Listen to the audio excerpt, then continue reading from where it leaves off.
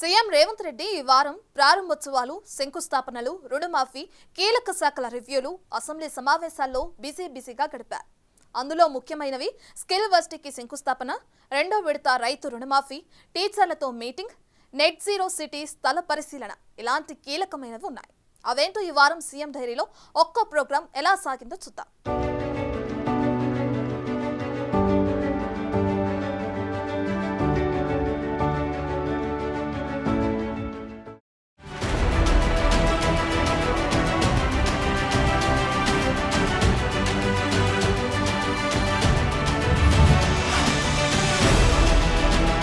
ఐదేళ్లలో చేయాల్సిన పనులపై సీఎం రేవంత్ రెడ్డి దీర్ఘకాలిక లక్ష్యాలు పెట్టుకున్నారు.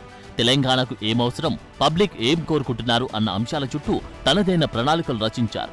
దేశానికైనా మన రాష్ట్రానికైనా యువతే బలం. అందుకే వారిలో నైపుణ్యాలు పెంచడం, వర్క్ ఫోర్స్ పెంచడం, సంపద సృష్టించడం, దాంతో రాష్ట్రాభివృద్ధికి బాటలు వేయడం లక్ష్యంగా సీఎం ముందుకు సాగుతున్నారు. అందులో భాగంగానే వరుస కార్యక్రమాలు చేస్తున్నారు.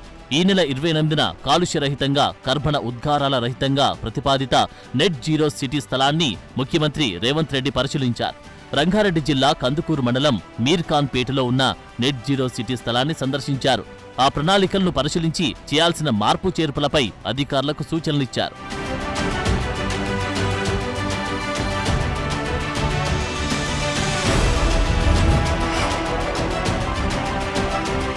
జూలై 28న కేంద్ర మాజీ మంత్రి జైపాల్ రెడ్డి 5వ వర్ధంతి సందర్భంగా పలు కార్యక్రమాల్లో సీఎం బిజీగా గడిపారు. ఘన నివాళులర్పించారు. మొదటగా హైదరాబాద్ నెక్లెస్ రోడ్లో జైపాల్ రెడ్డి స్మారక చిహ్నమైన స్ఫూర్తి స్థలం వద్ద పుష్పాంజలి ఘటించారు. పాలమూరు పల్లె నుండి ఢిల్లీ దాకా ఎదిగిన తెలుగు రాజకీయవేత్తగా, విలువల వైతాళికుడిగా జైపాల్ రెడ్డి గారు కలకాలం గుర్తుండిపోతారని ఈ సందర్భంగా సీఎం కొనియాడారు. ఈ కార్యక్రమంలో పలువురు మంత్రులు, జైపాల్ రెడ్డి కుటుంబీకులు పాల్గొన్నారు.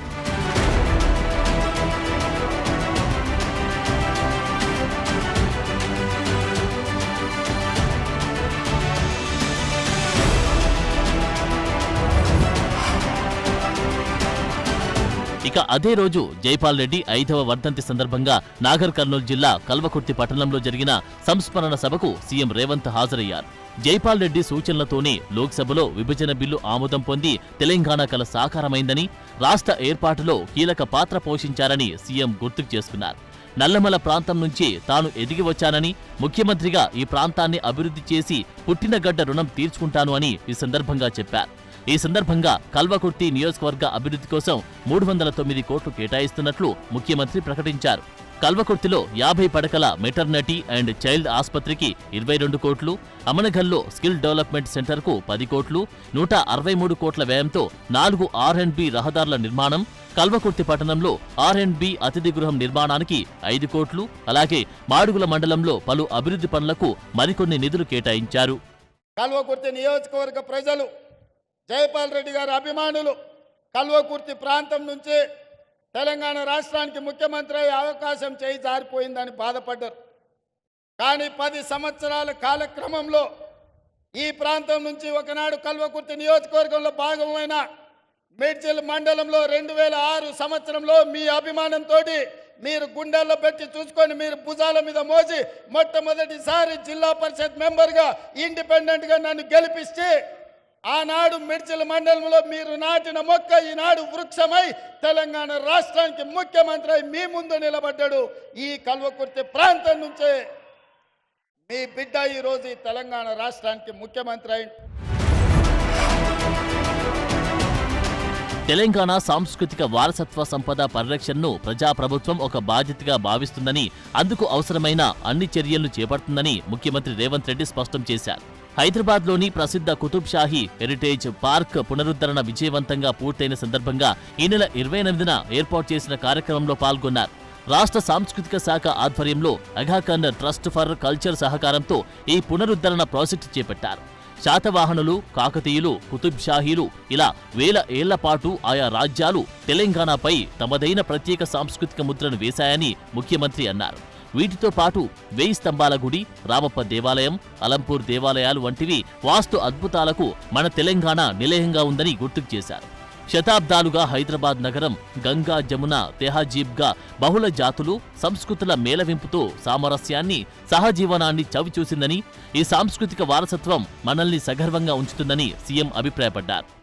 With all of you in this heritage park, it celebrates the conclusion of extraordinary restoration and renovation of this project by Department of Culture and Heritage, Government of Telangana and Aga Khan Trust for Culture. I welcome each one of you to Telangana, a land full of history, culture and traditions that date back thousands of years. అటు Hare Krishna charitable foundation ద్వారా కొడంగల్ నియోజకవర్గంలో ప్రభుత్వ పాఠశాలల్లో 28,000 మంది విద్యార్థులకు breakfast, lunch అందించే pilot project పురోగతిని ముఖ్యమంత్రి రేవంత్ రెడ్డి జూలై 28న సమీక్షించారు. కొడంగల్లో సెంట్రలైజ్ కిచెన్ నిర్మాణం పూర్తయిన వెంటనే ఈ పైలట్ ప్రాజెక్టును ప్రారంభించనున్నారు. Hare Krishna charitable foundation CSR funds తో నిర్వహించే ఈ కార్యక్రమంపై ఫౌండేషన్ ప్రతినిధులతో సీఎం సమావేశమయ్యారు. రాష్ట్ర వ్యాప్తంగా పేద విద్యార్థులకు నాణ్యమైన విద్య, పౌష్టికాహారాన్ని అందించడమే లక్ష్యంగా ప్రజాప్రభుత్వం ముందుకు వెళ్తున్నందున ఆ అంశంపై పూర్తిగా స్టడీ చేయాలన్నారు సీఎం.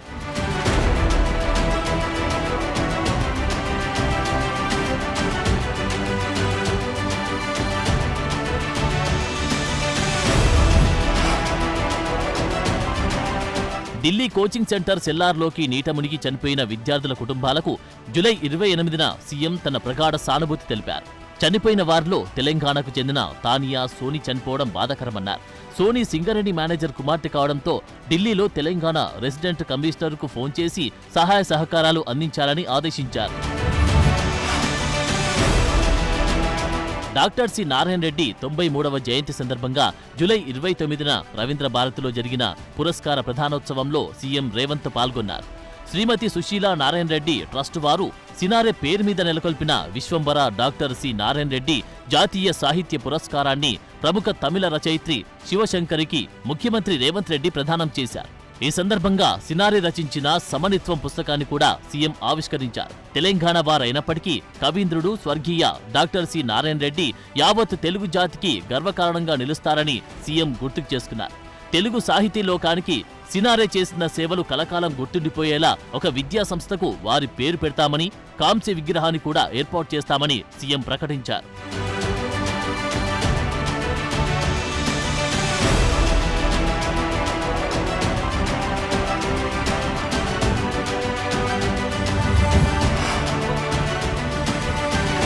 అటు వికారాబాద్ కృష్ణా రైల్వే లైన్ పై సీఎం రేవంత్ స్పెషల్ ఫోకస్ పెట్టారు.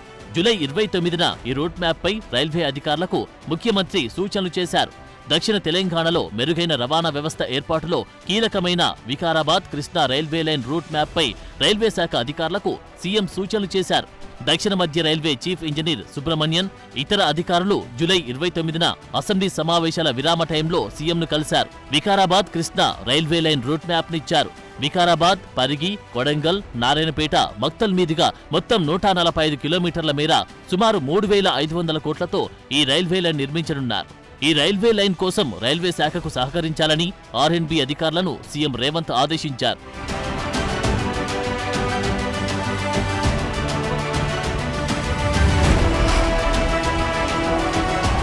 తెలంగాణ విద్వత్ సభ ఆధ్వర్యంలో పంచాంగకర్తలు, సిద్ధాంతులు ధర్మశాస్త్రాలకు అనుగుణంగా చర్చించి నిర్ణయించి ఆమోదించిన విశ్వవసునామ సంవత్సరం 2025-26 పండుగల జాబితాను ముఖ్యమంత్రి రేవంత్ కి అసెంబ్లీలోని వారి కార్యాలయంలో జూలై 29న అందించారు. ఈ ప్రకారమే ఈ ఏడాది పండుగలు, సెలవుల జాబితా ఉండనుంది.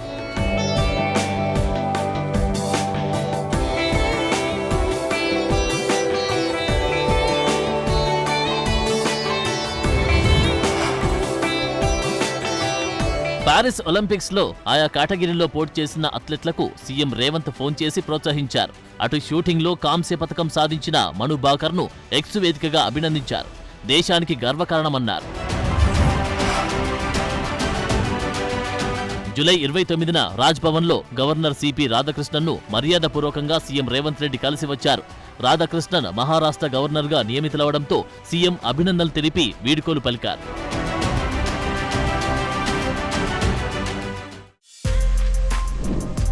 For more videos like this, Subscribe Big TV channel